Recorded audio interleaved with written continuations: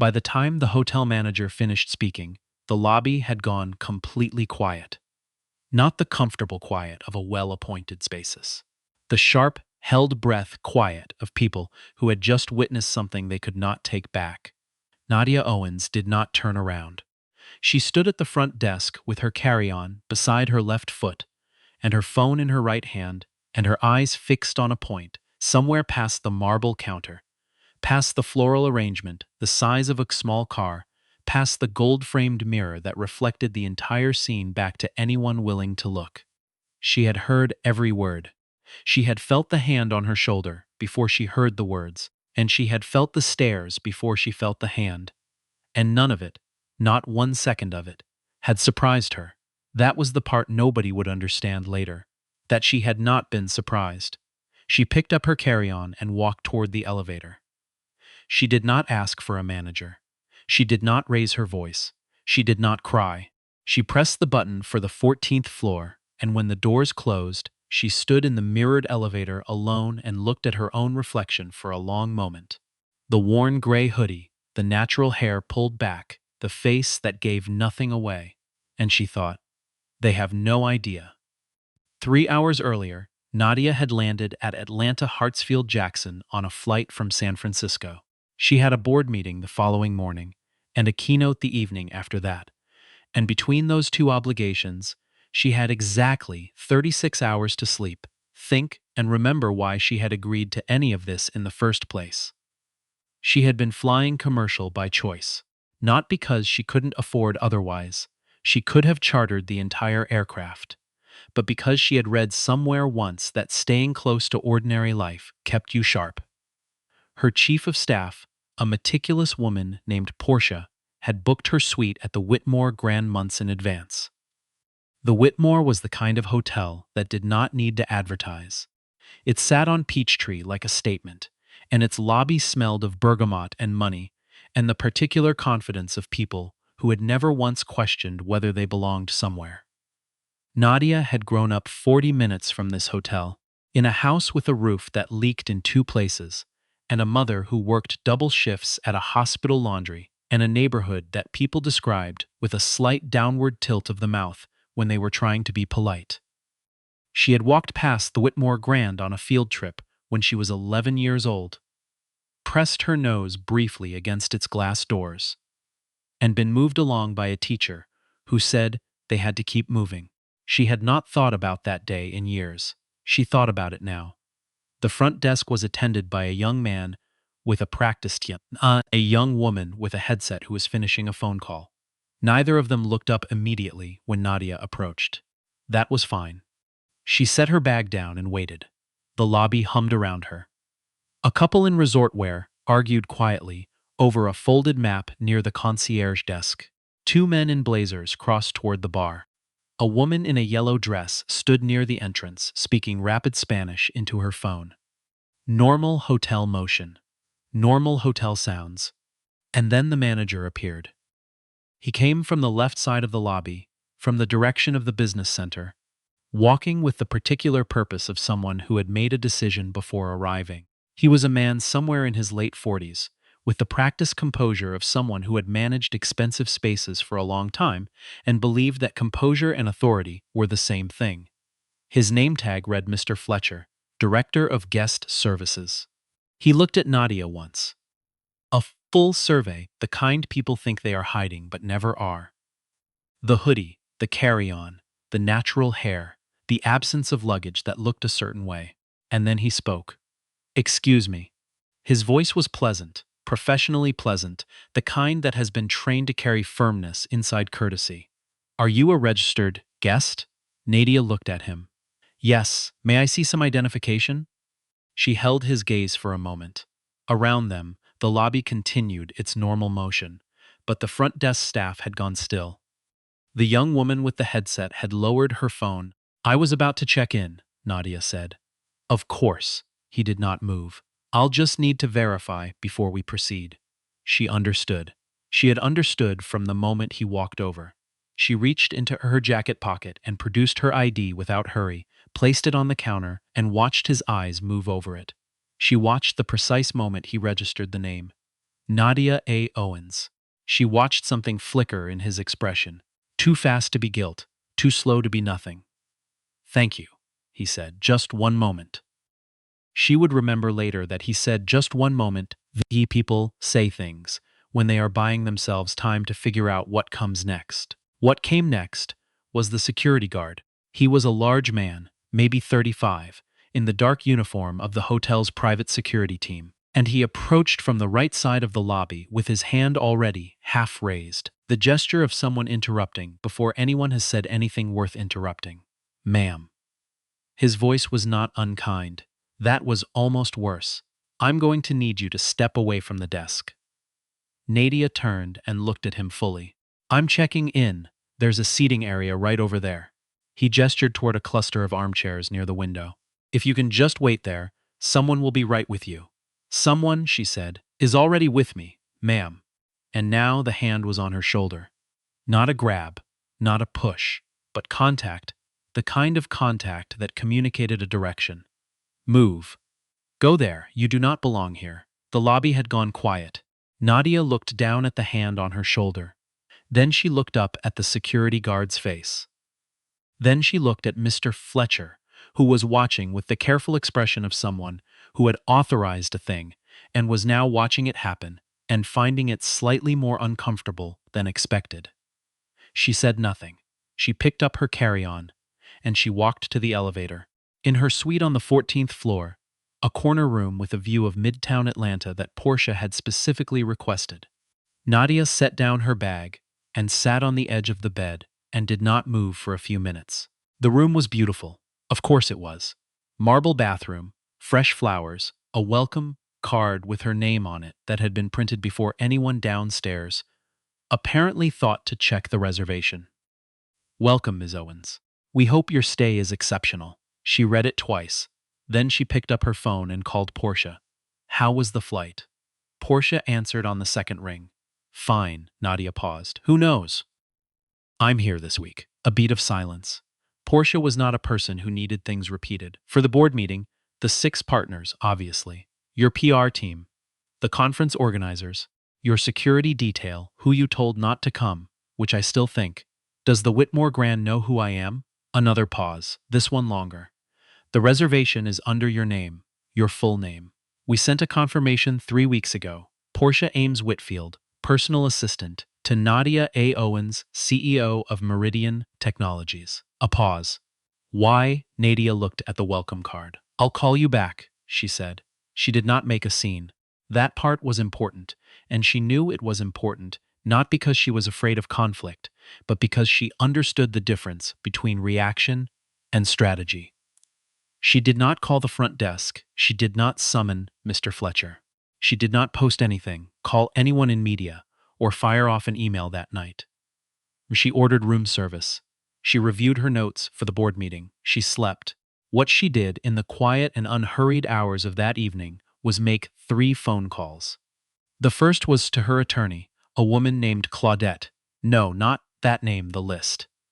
A woman named Reese Adamo, who had been with her for 9 years and who listened without interrupting and then said, quietly, Do you want to document this tonight or in the morning? Morning, Nadia said. I want a full night's sleep first. The second call was to a man named Byron Fitch, who ran the investment arm of Meridian's real estate portfolio. Meridian had been in preliminary talks for 7 months about a partnership with a hotel group, a boutique chain, 22 properties across the Southeast, the kind of portfolio that required significant outside capital to expand. The group had been courting Meridian actively. The Whitmore Grand was one of their flagship properties. Nadia said 4 sentences to Byron. Byron said 2 sentences back. The third call was the shortest. It was to a woman named Aurelie Weston, who wrote for a financial publication that 800,000 people read before they made decisions about where to put their money. Nadia did not tell her what had happened. She simply said, I think I have something for you. Can we talk Thursday? Aurelie said yes. Nadia put the phone down, turned off the light, and went to sleep. The board meeting the next morning was held in a conference room on the 22nd floor of a building 6 blocks away. 12 people around a table. 7 of them had flown in. 2 had taken red eyes. All of them were there because Nadia had asked them to be, and Nadia had the kind of history, the kind of numbers, the kind of track record that made people get on planes. She walked in at 8:59 in a charcoal blazer and white shirt, her hair down now, a single gold bracelet on her right wrist. She set her leather portfolio on the table and said good morning, and the meeting began. For 4 hours she did not think about the Whitmore Grand. She thought about quarterly projections and the acquisition they were closing in Phoenix, and the talent gap in their engineering division, and whether the European expansion made sense before Q3 or after. She was precise, she was focused. Two of the partners would say later, independently, that it was one of the sharper board meetings they had attended in years. At 1:15 the meeting broke. At 1:47, standing outside the building with a coffee she hadn't touched yet, Nadia's phone rang. It was Byron. "The Whitmore Group called this morning," he said. "They wanted to confirm our timeline. I told them we were reassessing." Silence. "How did they take it?" Byron said. "About how you'd expect. The story might have stayed quiet." Nadia had not intended to make it public. The calls she'd made were financial, not reputational. She was withdrawing capital, not filing a complaint, and the distinction mattered to her in a way that was difficult to explain to people who hadn't spent 20 years building something from nothing and learning the difference between power that makes noise and power that moves quietly. But the story did not stay quiet. It stayed quiet for about 18 hours, and then a woman named Lyric posted a video. Lyric was 26 years old and worked as a barista on her off days from her actual job, which was making short-form video content for a following of about 200,000 people. She had been sitting in the Whitmore Grand's lobby the previous afternoon. She had a friend who worked there. She sometimes used the Wi-Fi in the gray hoodie. When the manager had crossed the floor toward the woman in the gray hoodie, she had filmed it.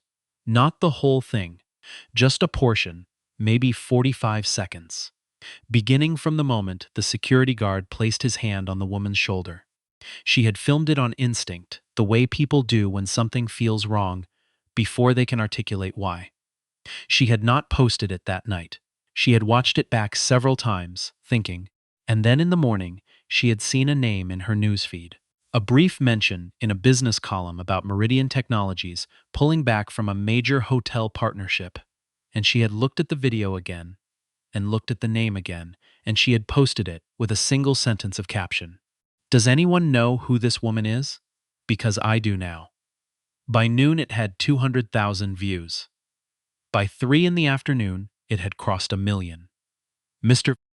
Fletcher learned about the video from his daughter, who texted him a link at 11:47 in the morning while he was reviewing staffing schedules in his office.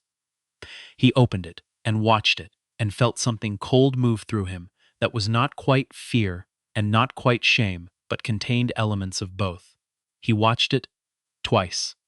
In the video, he could see himself standing at the counter. He could see his own face, the way it looked when he had made the calculation. And that was what it had been. He understood now with a clarity that made him slightly nauseous.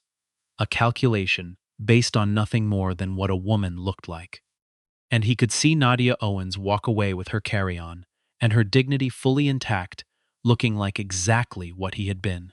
He called the general manager. He called the general manager. The general manager had already seen it. The general manager had already called corporate. Corporate had already seen it. By 4 o'clock, the story had moved from social media into actual news. A regional outlet picked it up first, then a national business channel, then the wire services. The angle was not simply woman mistreated at hotel. The angle was CEO of company with $4 billion valuation asked to leave hotel lobby. The angle was hotel group loses major investment partnership hours after incident. The angle was numbers, and numbers made it different. The Whitmore Grand's parent company had a public-facing stock. By close of market that day, it had dropped 6%. By the following morning, it had dropped another 4%. Nadia was in her hotel room. Still the Whitmore. She had not checked out. She saw no reason to leave. The suite was paid for and comfortable, and she had a keynote that evening when her phone rang with a number she didn't recognize. She let it go to voicemail. The voicemail was from the CEO of the Whitmore's parent group, a man named Ashton Drace, who had been in the job for 3 years and had spent most of those 3 years expanding the portfolio, and none of those 3 years thinking carefully enough about what it meant to run spaces where not everyone felt equally welcomed. He said he had been trying to reach her. He said he was deeply sorry. He said he was deeply sorry. He said he wanted to speak with her personally. She listened to the voicemail once. She called Reese Adamo.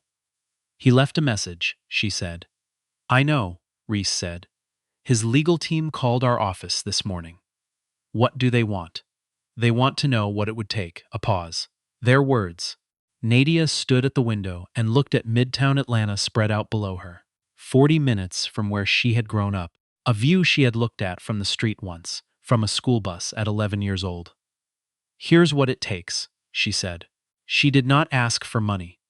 That was the part that confused some people, and the part that made sense to anyone who understood her. She asked for three things.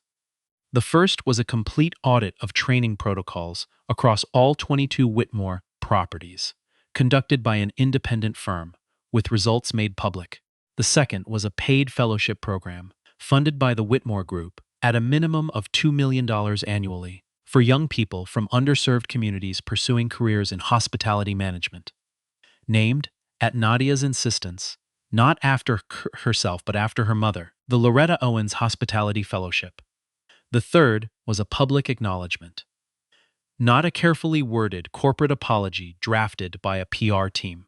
A specific, clear, factual account of what had happened, who had made the decision, and what the company intended to do about it. Published on their website and distributed to every outlet that had covered the story. She made no other demands. She did not ask Mr. Fletcher to be fired. That surprised people too. When a journalist asked her about it, during a brief statement she gave outside the conference center before her keynote that evening, she paused for a moment, and then she said, firing one person and moving on is not accountability. It's a ritual. It makes everyone feel like the problem has been removed, when the problem is the system that made his behavior feel acceptable in the first place. I want the system changed. That's harder. That's also the only thing that actually matters.